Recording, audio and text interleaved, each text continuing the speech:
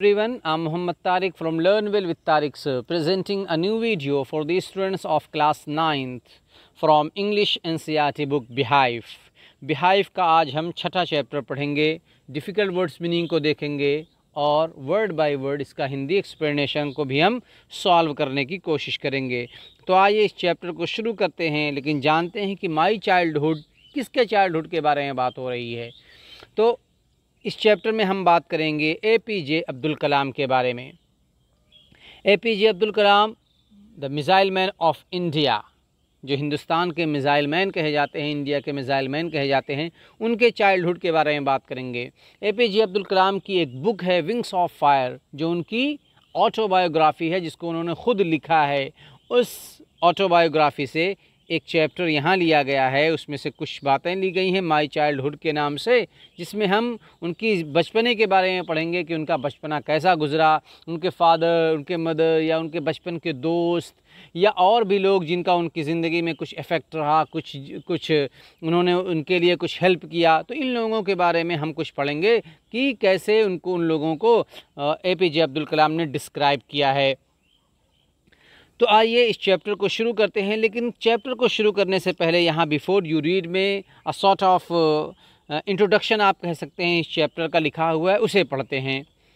Can you think of any scientist who have also been statements?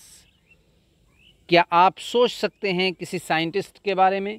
तो जब हम science का नाम सुनते हैं तो साइंटिस्ट भी हमारे जहन में आ जाते हैं, और ऑफ कोर्स जब हम साइंस की बात करते हैं तो APJ अब्दुल कलाम हमारे माइंड में आते हैं, स्टीफन हॉकिंग हमारे माइंड में आते हैं, इस तरह के बहुत से लोग हमारे माइंड में आते हैं कि ये लोग साइंटिस्ट थे।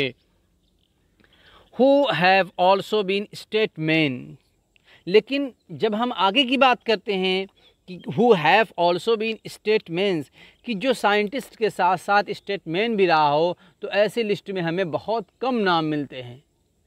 ऐसी लिस्ट में हमें बहुत कम नाम मिलते हैं। आप ढूंढोगे, आप सर्च करोगे तो आपको नाम मिल जाएंगे, लेकिन ऐसे बहुत से कम लोग हैं। साइंटिस्ट तो बहुत हैं, लेकिन स्टेटमेंट्स मीन्स पॉलिटिकल फिगर, जिन्होंने अपने कंट्री के लिए, अपने मुल्क के लिए, अपने देश के लिए कुछ पॉलिटिकली किया हो, ऐसे आदमी को, ऐसे व्यक्ति को स्टेटमेंट्स बोलते हैं। तो APJ अब्दुल कलाम के बारे में हम बात कर रहे हैं, और APJ अब्दुल कलाम स्टेटमेंट्स भी थे, वो पॉलिटिकल फिगर भी थे। आप जानते हैं कि वो हमारे मुल्क के, हमारे देश के प्रेसिडेंट भी रह चुके हैं। दूसरे में देखते हैं APJ अब्दुल कलाम, तो इस क्वेश्चन का ऑब्वियसली आंसर होगा APJ Abdul Kalam. APJ Abdul Kalam, whose projects in space, defense and nuclear technology guided India into the 21st century, became our 11th president in 2002. APJ Abdul Kalam, जिनके प्रोजेक्ट ने, चाहे वो अंतरिक्ष के प्रोजेक्ट हों या डिफेंस के हों या न्यूक्लियर टेक्नोलॉजी के हों, इन सारी चीज़ों में अब्दुल कलाम ने इंडिया को गाइड किया है 21st सेंचुरी में। और फिर वो 2002 के अंदर हिंदुस्तान के, हमारी इस कंट्री के 11वें ग्रामीण प्रेसिडेंट भी बन चुके। तो अब APJ अब्दुल कलाम के बारे में हमने पढ़ा कि वो स्टेटमैन थे, पॉलिटिकल फिगर थे। तो क्या थे वो, उनका योगदान कंट्री के लिए रहा, और वो किस पोस्ट पर थे, किस ओहदे पर थे, पॉलिटिकल फिगर में वो प्रधानमंत्री थे या कुछ और थे। तो हमें पता चला कि वो प्रेसिडेंट थे, यानी राष्ट्रपति थे। वो 2002 में 11वें नंबर के, यानी 11वें नंबर के। In his autobiography wings of fire he speaks of his childhood. अपनी ऑटोबायोग्राफी में, auto means self, biography means जिसमें अपनी ज़िंदगी के बारे में बतलाया जाए, तो उनकी ख़ुद की अपनी ज़िंदगी के बारे में बतलाई हुई बातें, जो विंग्स ऑफ फायर के नाम से एक बुक है जो छपी हुई है, बहुत ही शानदार बुक है। हर स्टूडेंट्स को, हर शख्स को, हर व्यक्ति को उसे पढ़ना चाहिए कि कैसे APJ अब्दुल कलाम ने अपने एक्सपीरियंस को, अपने बचपने को और अपनी हर चीज़ को, जो कुछ भी उन्होंने ज़िंदगी में किया, देखा, उसको बयान किया है। तो बहुत ही आप कह सकते हैं कि मोटिवेट करने वाली वो बुक है, सबको पढ़नी चाहिए। He speaks of his childhood, जिसमें वो अपने चाइल्डहुड के बारे में बात कर रहे हैं। तो ये हुआ काइंड ऑफ इंट्रोडक्शन इस चैप्टर का। अब हम इस चैप्टर को बिल्कुल शुरू करेंगे, लेकिन उससे पहले अगर आपने अभी तक हमारे इस चैनल को सब्सक्राइब नहीं किया तो प्लीज़ सब्सक्राइब कर लें और बेल आइकॉन को तो प्रेस करना बिल्कुल भी ना भूलें, ताकि हमारे सारे वीडियोस की नोटिफिकेशन सबसे पहले आपको मिले। तो आइए इस चैप्टर को अब शुरू करते हैं। I was born into a middle-class Tamil family in the island town of Rameshwaram in the erstwhile Madras state. I means obviously यहाँ APJ अब्दुल कलाम होंगे कि वो अपने बारे में बात कर रहे हैं, कि उन्होंने ही इस किताब को लिखा है, तो वो अपने बारे में बात कर रहे हैं कि मैं पैदा हुआ था एक तमिल फैमिली में, वो भी कैसी, मिडिल क्लास तमिल फैमिली में। तो यहाँ एक बात पता चली कि वो उनका परिवार या उनकी फैमिली ना तो बहुत ही रिच थी ना ही पुअर थी, बल्कि एक मिडिल क्लास के लोग जिस तरीके से रहते हैं वैसे ही उनकी भी फैमिली थी। और कहाँ थे ये, कहाँ रहते थे, कहाँ के थे? In the island town of Rameswaram in erstwhile Madras state. जो मद्रास, ये जो फार्मर नाम है, अर्स्टवाइल मीन्स फार्मर, जो पहला नाम था, पुराना नाम था, एक्स नाम था, वो नाम था मद्रास, लेकिन अब उस मद्रास को चेन्नई कर दिया गया, उसका नाम चेन्नई कर दिया गया है। तो मद्रास के और चेन्नई के रामेश्वरम नामी एक टाउन में, एक आइलैंड में वो रहते थे, यानी वहाँ उनकी पैदाइश हुई थी। My father Zainul Abidin had neither much formal education nor much wealth. Despite these disadvantages, he possessed great innate wisdom and a true generosity of spirit. अब वो अपने फादर के बारे में बतला रहे हैं कि मेरे पिताजी, जिनका नाम क्या था, Zainul Abidin, had neither much formal education, जिनके पास बहुत ज़्यादा एजुकेशन नहीं था, कोई फॉर्मल एजुकेशन नहीं था कि जितनी ज़रूरत होती है कि व्यक्ति को, एक इंसान को, कि उसके पास इतनी एजुकेशन हो, वो नहीं था उनके पास। नॉर मच वेल्थ, और बहुत ज़्यादा उनके पास माल दौलत भी नहीं था, धन भी नहीं था, पैसे भी नहीं थे।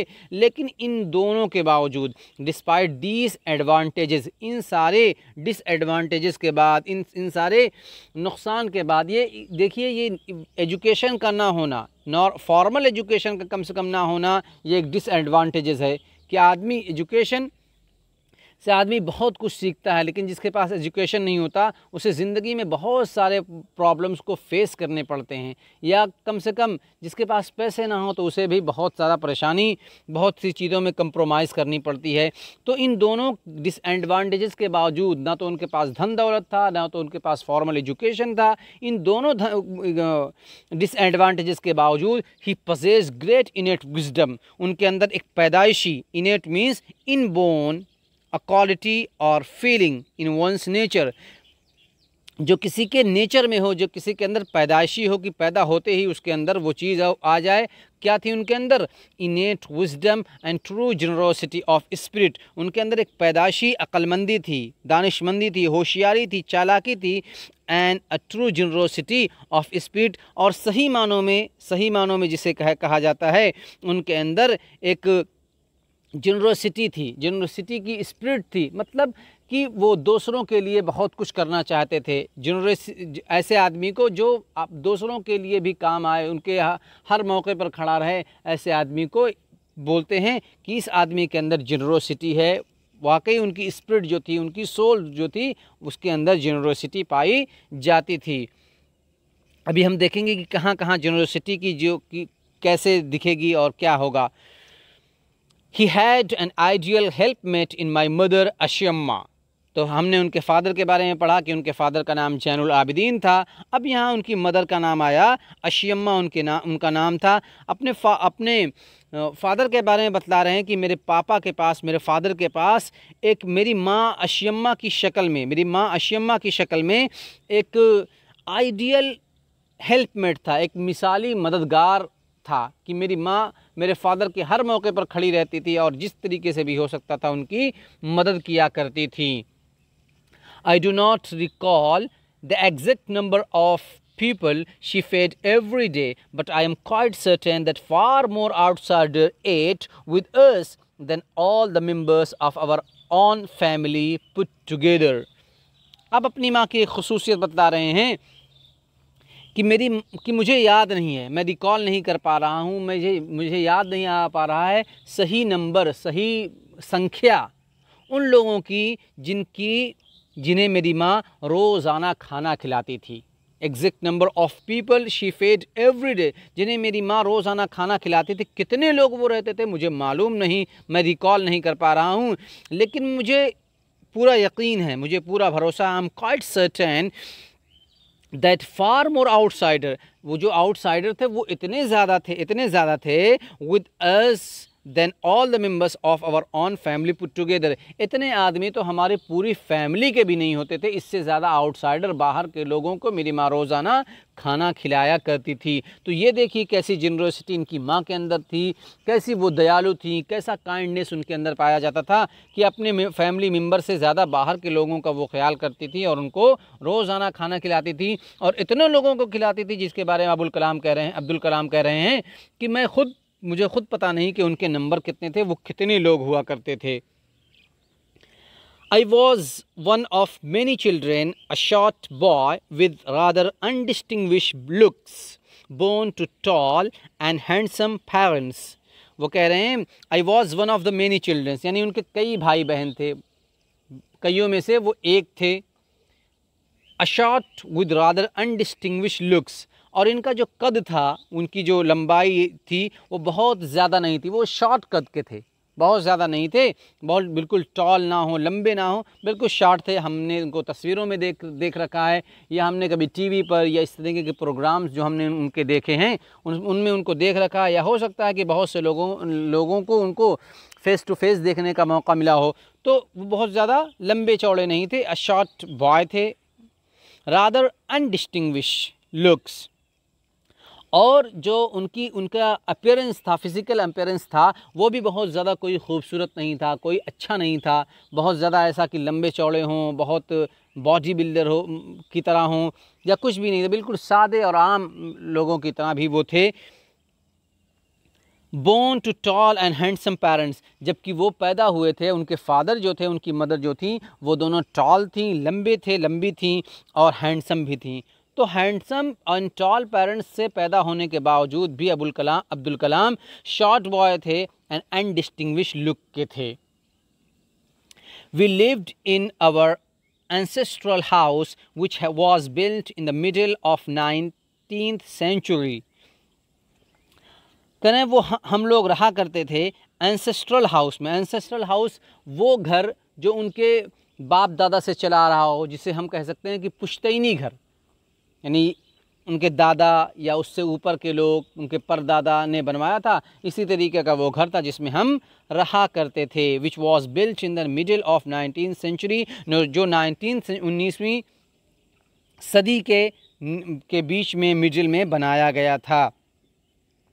It was a fairly large पक्का हाउस, और ये जो घर था ये पक्का हाउस था, बिल्कुल कच्चा नहीं था, मिट्टी का नहीं था, इस तरीके का नहीं था, बल्कि ये एक पक्का हाउस था, made of limestone and brick, जो चूने के पत्थर और ईंटों से बनाया गया एक पक्का घर था। जैसा कि आजकल आमतौर पर पक्के घर होते हैं, कच्चे घर बहुत कम कहीं कहीं मिल जाते हैं, लेकिन अब सारे घर पक्के ही होते हैं। तो उस ज़माने में 19th सेंचुरी के मिडिल में भी एपीजे अब्दुल कलाम का जो घर था वो पक्का था, वो एंसेस्ट्रल उनका हाउस था। My austere father used to avoid all the inessential comfort and luxuries. अपने फादर के बारे में बता करते हैं कि वो ऑस्टर थे। ऑस्टर मीन्स जो सिंपल हो, सादा हो, सीधा सादा हो, मगर बहुत ही स्ट्रिक्ट हो, सख्त हो। तो उनके फादर जो थे वो बहुत ही सीधे साधे थे, लेकिन बहुत ही ज़्यादा सख्त भी थे। वो क्या करते थे कि जितनी भी गैर ज़रूरी, इन एसेंशियल मीन्स गैर ज़रूरी, जिनकी ज़िंदगी में कोई महत्व ना हो, इस तरीके के कंफर्ट से, ऐसे आराम से, और लग्जरीज की ज़िंदगी बहुत हाई फाई हो, घर बहुत अच्छा हो, गाड़ियाँ हों, ठाट बाट हो, नौकर चाकर हों, इस तरीके की लग्जरीज से और इस तरीके के कंफर्ट से वो हमेशा अवॉइड किया करते थे, हमेशा बचते रहते थे। However all necessities were provided for in terms of food, medicine और क्लॉथ, लेकिन फिर भी वो जो ज़रूरियात ज़िंदगी हैं, जो जिन चीज़ों की ज़िंदगी में महत्व है, जिनके बगैर ज़िंदगी गुजर नहीं सकती, वो हमेशा वो लाकर दिया करते थे, हमेशा हम लोगों के लिए प्रोवाइड किया करते थे। अब वो चाहे वो फूड की शक्ल में हो, मेडिसिन की शक्ल में हो या क्लॉथ की शक्ल में हो, इन चीज़ों को हमेशा, इन चीज़ों में हमें कभी कोई परेशानी नहीं हुई, कभी कोई दिक्कत नहीं हुई। हाँ, दूसरी जो लग्जरीज थी कि हमारे पास नौकर चाकर हों, बड़ी बड़ी गाड़ियाँ हों, बड़े घर हों और भी चीज़ें हों, इन चीज़ों से मेरे फादर हमेशा अवॉइड किया करते थे, इग्नोर किया करते थे इन चीज़ों को।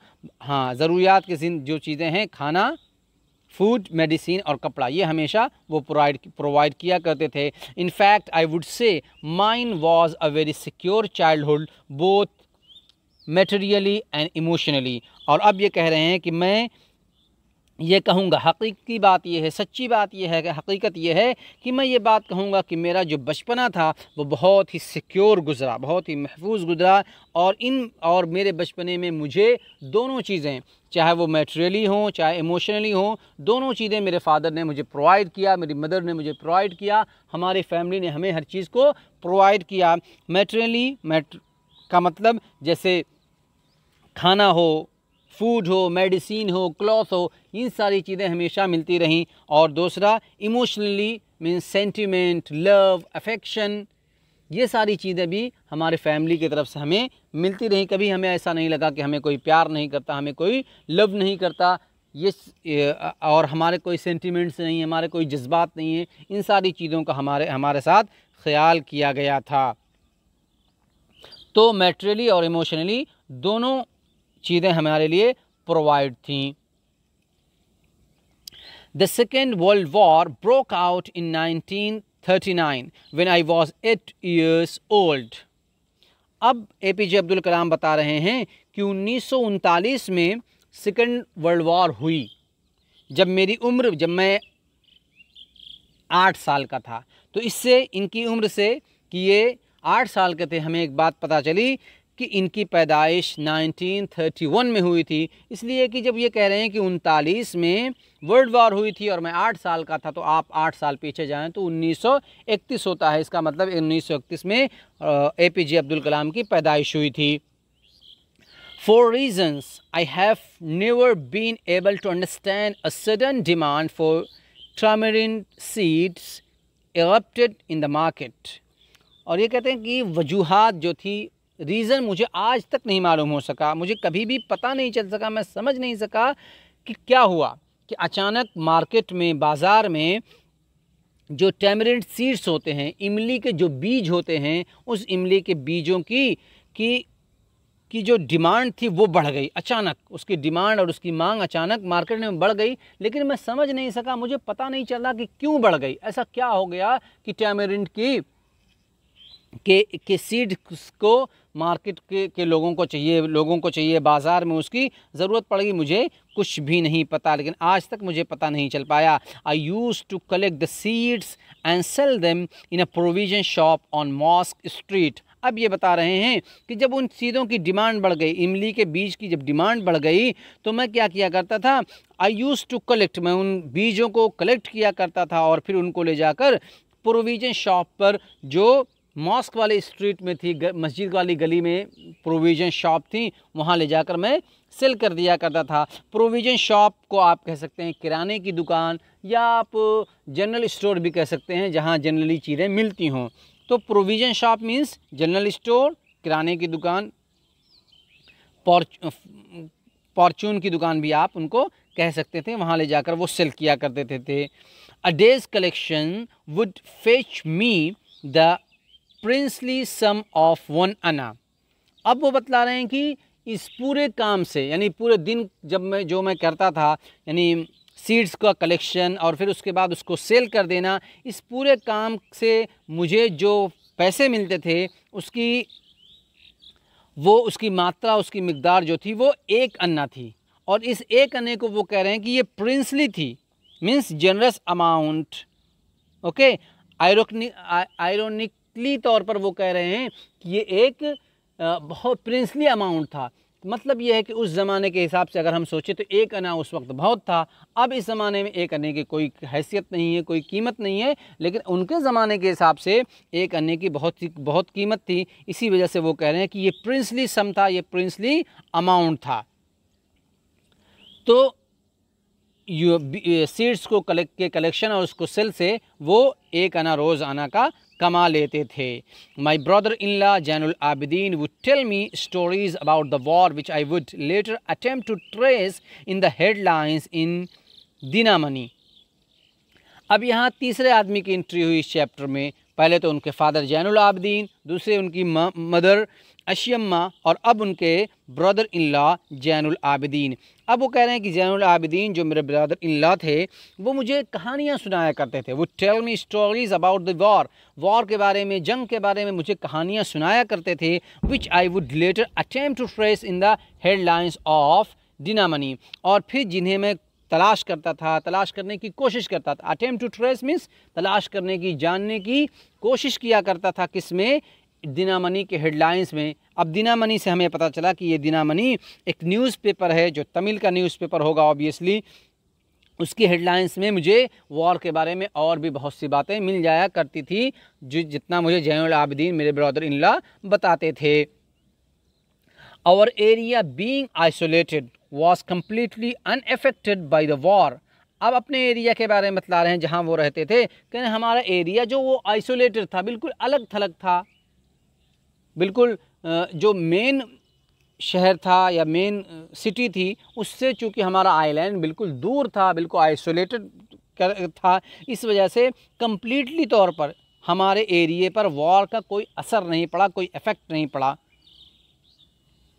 But soon India was forced to join the Allied forces and something like a state of emergency was declared। लेकिन बहुत जल्दी क्या हुआ कि इंडिया को फोर्स किया गया कि वो ज्वाइन करे एलिड फोर्सेस को। एलिड फोर्सेस वो फोर्सेस, वो आर्मी जैसे यूके की, यूएस की और रशिया की जो आर्मी थी सेकेंड वर्ल्ड वॉर के ड्यूरिंग में, उसे एलिट पावर फोर्स कहते थे। तो उस पावर में, उस फोर्स में इंडिया को भी ज्वाइन होना पड़ा, तो इंडिया पर भी उसका इफेक्ट पड़ा। और फिर ऐसा लगा something like state of emergency was declared. और अब इंडिया के बारे में ऐसा लग रहा था कि इंडिया एक ऐसा स्टेट हो चुका है, एक ऐसी कंट्री हो चुकी है जहां इमरजेंसी लागू हो चुकी है। इमरजेंसी का मतलब जहां प्रेसिडेंट रूल लागू हो जाए, जहां नॉर्मली जो चीज़ें हैं वो भी लोग कर ना सकें, तो ऐसे हालत को, ऐसी सिचुएशन को इमरजेंसी बोलते हैं कि इंडिया में बस इमरजेंसी लागू जैसे हालात बनते आ रहे थे। The first casualty came in the form of suspension of the train halt at Rameshwar station. जो सबसे पहला वाक़या हुआ, या आप कह सकते हैं जो सबसे पहला लॉस हुआ, कैजुअलिटी जो पहली थी, वो सस्पेंशन की शक्ल में आई। सस्पेंशन का मतलब होता है एंड। किस चीज़ का एंड? रामेश्वरम स्टेशन पर जो ट्रेन रुका करती थी, उस ट्रेन के रुकने का एंड हो गया। यानी अब ट्रेन वहाँ रामेश्वरम स्टेशन पर नहीं रुका करती थी। हाल्ट मीन्स रुकना। तो अब पहली कैजुअलिटी, पहला लॉस इस शक्ल में आया कि रामेश्वरम स्टेशन पर अब ट्रेनों का रुकना बिल्कुल बंद हो गया। ये पहला इफ़ेक्ट जो हम लोगों को देखने में और हम लोगों के समझ में आया, ये पहला इफ़ेक्ट था। The newspapers now had to be bundled and thrown out from the moving train on the Rameswaram road between Rameswaram and Dhanushkodi. अब कह रहे हैं कि जो न्यूज़पेपर उस वक्त आया करते थे, अब उन न्यूज़पेपर्स को ट्रेन ही के अंदर बंडल कर दिया जाता था, लपेट दिया जाता था, बंडल बना दिया जाता था और फिर उसको फेंक दिया जाता था, थ्रो आउट कर दिया जाता था फ्रॉम द मूविंग ट्रेन, चलती हुई ट्रेन से, ऑन द रामेश्वरम रोड पर। अब स्टेशन पर चूँकि ट्रेन रुकती नहीं थी, इस वजह से रामेश्वरम रोड पर ही बंडल बनाकर उस न्यूज़पेपर्स को फेंक दिया जाता था। और ये कहाँ होता था? बिटवीन रामेश्वरम एंड धनुषकोडी, इन दोनों के बीच में इसको फेंक दिया जाता था। That forced my cousin Shamsuddin who distributed newspapers in Rameshwaram to look for a helping hand to catch the bundles, and as if naturally I filled the slot। अब यहाँ चौथे आदमी की एंट्री हुई, ये हैं शमसुद्दीन जो इनके कज़िन हैं, अब्दुल कलाम के कज़िन शमसुद्दीन की बात हो रही है कि अब उन्होंने जो उनका काम क्या था शमसुद्दीन का कि वो न्यूज़पेपर्स को डिस्ट्रीब्यूट किया करते थे। अब उनके ऊपर एक ज़िम्मेदारी और बढ़ गई कि अब न्यूज़पेपर उनके लिए जमा करना बहुत मुश्किल हो गया। ज़िम्मेदारी ये थी कि रामेश्वरम एंड धनुषकोडी के बीच में जो न्यूज़पेपर्स फेंक दिए जा रहे हैं वहाँ से लाना और फिर उसको डिस्ट्रीब्यूट करना ये मुश्किल था। अब उन्हें एक हेल्पिंग हैंड की ज़रूरत पड़ी, एक ऐसे आदमी की ज़रूरत पड़ी जो उनकी हेल्प कर सके। वो ऐसा आदमी तलाश कर रहे थे। टू कैच द बंडल्स, जो बंडल्स को कैच करे, बंडल्स को, न्यूज़पेपर्स के बंडल्स को लाए। As if naturally I field the slot, और फितरी तौर पर, कुदरती तौर पर मुझे ऐसा लगा कि मैंने उस जगह को, स्लॉट मीन्स खाली जगह, तो मैंने उस खाली जगह को नेचुरली तौर पर पुर कर दिया, भर दिया। यानी मैं उनके हेल्पिंग हैंड के तौर पर, उनके हेल्पमेट के तौर पर काम आने लगा। Half a century later Shamsuddin help me earn my first wages. तो ऐसा नहीं था कि शमसुद्दीन सिर्फ उनसे काम लेते थे और उन्हें कुछ दिया नहीं करते थे, बल्कि इसके बदले में वो उन्हें पैसे भी दिया करते थे, उन्हें तनख्वाह भी दिया करते थे, वेजेस भी उन्हें वो दिया करते थे। तो शमसुद्दीन हेल्प मी, शमसुद्दीन ने मेरी मदद की मेरे पहले वेजेस को कमाने में। Half a century later I can still feel the surge of pride in earning my own money for the first time. और वो कहते हैं कि अब भी हाफ सेंचुरी गुजर जाने के बाद, हाफ सेंचुरी के बाद भी, तकरीबन 50 साल के बाद भी, आई can still feel the surge of pride. उस जो मोमेंट था, जो फ़ख्र का मोमेंट था, उसकी जो लहर थी, प्राइड यहाँ पॉजिटिव माने में है, तो जो फ़ख्र जो की जो लहर थी, उस लहर को आज भी मैं महसूस कर रहा हूँ कि किस तरीके से मैंने पहली कमाई अपनी कमाई थी। तो ये एक इमोशन होता है कि आदमी अपनी ज़िंदगी में आगे बढ़कर चाहे जितने कमा ले, वो लाखों कमाने लगे, करोड़ों कमाने लगे, लेकिन जो उसकी पहली कमाई होती है, जो उसे सबसे पहली तनख्वाह उसे मिलती है, जो सबसे पहली मज़दूरी उसे मिलती है, उस मज़दूरी और उस तनख्वाह की जो फीलिंग होती है, वो फीलिंग हमेशा हर इंसान के अंदर बाकी रहती है। इसी तरीके से APJ अब्दुल कलाम के अंदर भी वो इमोशन बाकी था, और वो कह रहे हैं कि 50 सालों के गुजर जाने के बावजूद भी मुझे वो सारी चीज़ें याद हैं, और मेरे अंदर एक फ़ख्र की लहर जो दौड़ जाती है कि कैसे मैंने वो पैसे कमाए थे। Every child is born with some inherited characteristics. अब यहाँ into a specific socio-economic and emotional environment।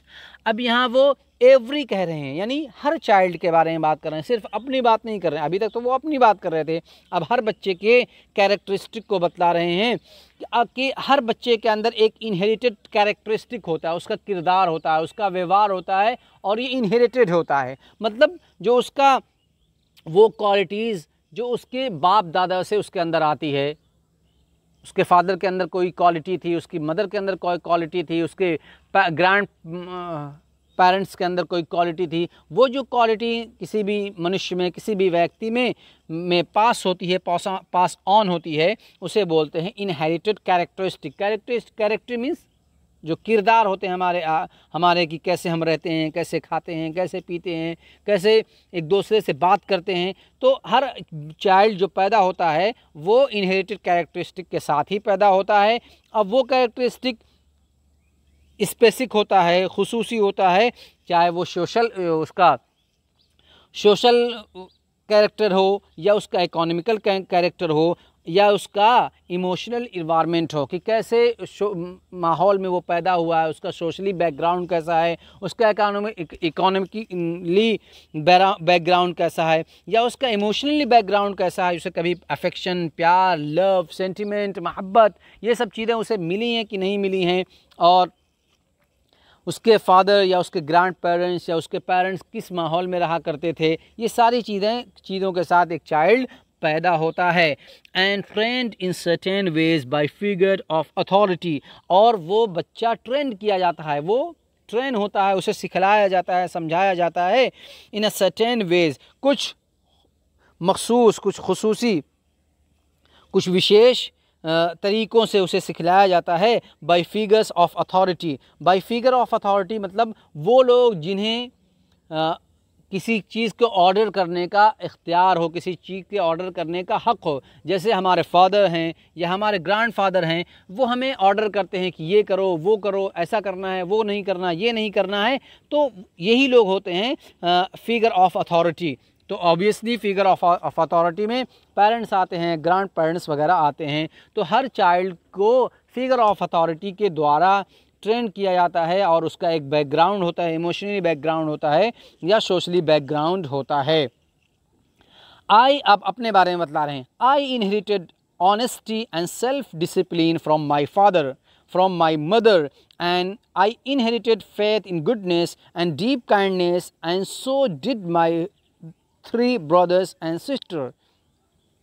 अब कह रहे हैं कि मैंने जो इनहेरिटेड किया है अपने फादर से या अपने मदर से या अपने ऊपर के लोगों से, फिगर ऑफ अथॉरिटी से, वो क्या है? ऑनेस्टी, कि मैं हमेशा ऑनेस्ट होऊंगा, मैं हमेशा ईमानदार और सच्चा रहूँगा। और क्या? Self discipline. हमने पढ़ा था उनके बारे में कि उनके फादर जो थे वो ऑस्टर थे, बहुत ही सिंपल थे, स्ट्रिक्ट थे, वो डिसिप्लिन थे। तो सेल्फ डिसिप्लिन को मैंने अपने फादर से अडॉप्ट किया है और ये चीज़ें मुझे अपने फादर के बारे में मिली हैं। खुददारी मुझे अपने फादर्स के तरफ से मिली है। एंड मेरी माँ की तरफ से मुझे क्या मिला है? वो कह रहे हैं आई इनहेरिटेड फैथ इन गुडनेस, यानी अच्छाई में एक भरोसा, अच्छाई में विश्वास करना, ये मुझे मेरी माँ की तरफ से मिला है। एंड डीप काइंडनेस, और बहुत ज़्यादा प्यार, बहुत ज़्यादा रहमदिली, कि मेरा दिल जो बहुत ही दयालु है, मैं बहुत ही दयालु हूँ। और हमने पढ़ा था कि उनकी माँ इतने लोगों को खाना खिलाती थी जो उनके फैमिली मेम्बर से भी ज़्यादा हुआ करते थे। तो ये ऑब्वियसली उनकी माँ एक काइंडनेस उनके माँ के अंदर था। तो ये चीज़ें इनको इनहेरिटेड की गई थी इनकी माँ की तरफ से। And so did my 3 brothers and sister. और सिर्फ ऐसा नहीं कि ये चीज़ें मेरे अंदर ही थी, बल्कि मेरे दूसरे भाई बहनों के अंदर भी ये चीज़ें पाई जाती थी। अब यहाँ से वो अपने दोस्तों के बारे में बतला रहे हैं। I had 3 close friends in my childhood, कि मेरे बचपने में मेरे 3 दोस्त थे, 3 क्लोज फ्रेंड थे, करीबी दोस्त मेरे जो थे, जिगरी जो दोस्त थे, वो सिर्फ 3 थे। रामानंदा शास्त्री, अरविंदन एंड शिव प्रकाशन। ये 3 जो हिंदू फैमिली से बिलोंग करते थे, लेकिन यही मेरे दोस्त थे। ऐसा नहीं है कि मैं मोहम्मडन था, मैं मुस्लिम फैमिली से था तो मेरे दोस्त भी मुस्लिम फैमिली ही से रहे हों, ऐसा नहीं है, बल्कि हिंदू फैमिली से भी मेरे दोस्त थे। और ये 3 दोस्त थे, रामानंदा शास्त्री, अरविंदन एंड शिव प्रकाशन। All these boys were from Orthodox Hindu ब्राह्मण फैमिली। और जो ये तीनों थे, तीनों जो मेरे दोस्त थे, ये एक हिंदू फैमिली से थे, ब्राह्मण हिंदू फैमिली से थे, वो भी हिंदू ब्राह्मण फैमिली जो ऑर्थोडॉक्स थी। ऑर्थोडॉक्स का मतलब बहुत ही स्ट्रिक्ट, अपने मज़हब को लेकर, अपने मज़हब को लेकर बहुत ही ज़्यादा स्ट्रिक्ट जो हो, उसे बोलते हैं ऑर्थोडॉक्स। तो ऑर्थोडॉक्स फैमिली से ये तीनों बिलोंग करते थे। As children, none of us ever felt any differences amongst ourselves because of our religion differences and upbringing. कहते हैं इन सब के बावजूद कि मेरे तीनों दोस्त जो थे वो ब्राह्मण फैमिली से थे, ऑर्थोडॉक्स थे, हम लोगों में कभी भी कोई हम में से कभी किसी ने भी कभी कोई डिफरेंस अपने दरमियान फील नहीं किया कि हम इस मज़हब से आते हैं, मैं हिंदू नहीं हूँ, मैं मुसलमान हूँ और ये लोग हिंदू हैं। कभी भी कोई डिफरेंसेस हमारे दरमियान नहीं दिखा। As children none of us ever felt, कभी भी हमने फील नहीं किया एनी डिफरेंसेस, कोई डिफरेंस, कोई फ़र्क अमंगस्ट आवर सेल्फ, अपने दरमियान, because of our religion difference, अपने मज़हब के अलग होने की वजह से, या अपब्रिंगिंग की वजह से। अपब्रिंगिंग मतलब तरबियत, बड़ा होने का एक अंदाज़ जो होता है, हर फैमिली में एक अलग तरीके से परवरिश की जाती है, तो परवरिश की वजह से हम में कोई डिफरेंस कभी भी महसूस नहीं किया किसी ने। In fact Ramananda Shastri was son of पक्षी लक्ष्मणा शास्त्री। अब वो अपने पहले दोस्त रामानंदा शास्त्री के बारे में बतला रहे हैं कि जो रामानंदा शास्त्री थे वो पक्षी लक्ष्मणा शास्त्री के लड़के थे, उनके फादर का नाम पक्षी लक्ष्मणा शास्त्री था। The high priest of the Rameswaram temple, और पक्षी लक्ष्मणा शास्त्री ये रामेश्वरम का जो मंदिर था उस मंदिर के सबसे बड़े पुजारी थे, सबसे बड़े साधु थे। हाई प्रीस्ट थे, प्रीस्ट मीन साधु, तो ये सबसे बड़े साधु थे। लेटर ही took over the priesthood of Rameshwaram temple from his father। ये कह रहे हैं कि बाद में रामानंदा शास्त्री जो हैं वो अपने फादर की जगह उन्होंने ले लिया, अब प्रीस्टहुड को उन्होंने संभाल लिया, अब वो साधु बन गए और पुजारी बन गए। कहाँ? ऑफ द रामेश्वरम टेम्पल में, फ्रॉम हिज फादर, अपने फादर की तरफ से, अपने फादर की जानिब से। Aravindan went into the business of arranging transport for visiting pilgrims। जो पिलग्रिम्स आते थे, जो लोग आते थे यहाँ पर, श्रद्धालु जो आते थे उस टेम्पल में, उन लोगों के लिए अरविंदन ने एक बिज़नेस शुरू किया। और अरेंजिंग, वो क्या था? अरेंजिंग ट्रांसपोर्ट का, गाड़ियों का इंतज़ाम करना, अरेंज करना उनके लिए कि किस गाड़ी से आएंगे, कैसे जाएंगे, इस तरह का उन्होंने एक बिज़नेस शुरू कर दिया अरविंदन ने। और जो तीसरे थे, एंड शिव प्रकाशन became a catering contractor for the southern railways. और जो साउदर्न रेलवे थी, उस रेलवे में जो तीसरे इनके दोस्त थे शिव प्रकाशन, उन्होंने कैटरिंग कॉन्ट्रैक्टर के तौर पर काम करना शुरू कर दिया। कैटरिंग, ये जो खाने पीने के जो लोग काम करते हैं, वो काम उन्होंने शुरू कर दिया उनके दोस्त ने, तीसरे नंबर वाले ने, शिव प्रकाशन ने। During the annual Shri Sita Rama Kalyanam ceremony, our family used to arrange boats with a special platform for carrying idols of the Lord from middle of the pond, from the temple to marriage site situated in the middle of the pond called Ram Tirth, which was near our house।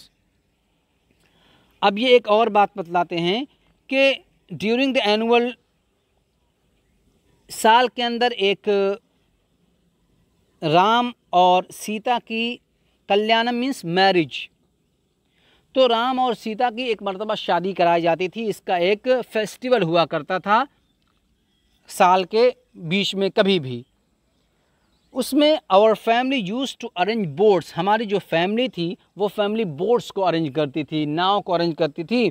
जैसा कि आप next तस्वीर में देख सकते हैं कि देखिए ये एक बोट है, तो इन बोट्स को हमारी फैमिली अरेंज किया करती थी विद अ स्पेशल प्लेटफॉर्म, एक स्पेशल प्लेटफॉर्म उसके लिए बना रखा था। फॉर कैरिंग आइडल, किस लिए? ताकि जो मूर्तियां हैं उन मूर्तियों को लाया जा सके। ऑफ किसकी मूर्तियां? लॉर्ड की, यानी भगवान राम की, राम जी की जो मूर्तियां हैं वो लाए जा सकें। From the temple to the marriage site, temple से, मंदिर से, वहाँ पर जहाँ पर सेरेमनी को अरेंज किया जाता था, जहाँ सेरेमनी होती थी, वहाँ आइडल को लाने के लिए ये लोग बोट्स को अरेंज किया करते थे। Situated in the middle of the pond called Ram तीर्था, और वो जो मैरिज साइट थी वो कहाँ थी? एक पॉन्ड के बीच में थी, एक तालाब के बीच में थी, जिसे कि राम तीर्था कहा जाता था। Which was near our house, और ये हमारे घर के करीब थी, हमारे घर के पास थी। Events from the Ramayana, events from the Ramayana and from the life of the prophet were the bedtime stories my mother and grandmother would tell the children in our family। और जो रामायण के जो इवेंट्स हैं, जो वाक़यात हैं, और इसी तरीके से प्रॉफिट के लाइफ के जो बारे में है, ये हमारी बेड टाइम स्टोरीज़ हुआ करती थी। मेरी माँ भी सुनाती थी, मेरी ग्रैंड मदर भी हमें सुनाया करती थी। ऐसा नहीं था कि मैं मुसलमान था तो मुझे सिर्फ प्रॉफिट के लाइफ के बारे में बतलाया जाता था। कोई ये ना समझे कि ये अबुल कलाम मुसलमान थे तो उन्हें सिर्फ प्रॉफिट के बारे में सुनाया जाता हो, ऐसा नहीं, बल्कि रामायण के बारे में भी और प्रॉफिट की लाइफ के बारे में भी उन्हें कहानियाँ सुनाई जाती थी, बताई जाती थी। और ये इन लोगों की बेड टाइम की स्टोरीज़ हुआ करती थी, जो इनकी माँ भी सुनाती थी और इनकी ग्रैंड ग्रैंड मदर भी सुनाती थी। Would tell the children in our family, हमारे फैमिली के चिल्ड्रन को, बच्चों को सुनाई जाती थी। अब यहाँ से जो पैराग्राफ शुरू हो रहा है, इसमें इनके लाइफ के इनके बचपने के 2 इवेंट्स के बारे में, 2 इंसिडेंट के बारे में है, उसको हम अलग से पढ़ेंगे। वरना ये चैप्टर जो है वो काफ़ी लॉन्ग है। इस वजह से जो 2 इवेंट्स यहाँ से रह गए हैं, उन इवेंट्स के बारे में इंशाल्लाह हम नेक्स्ट वीडियो में पढ़ेंगे। ओके, सो आई होप कि आपको ये वीडियो पसंद आई होगी। यहाँ तक भी आपने जो पढ़ा है वो उसको एंजॉय किया होगा। सो मिलते हैं नेक्स्ट वीडियो के साथ, इस चैप्टर के दूसरे भाग के साथ। Till then take care and have fun.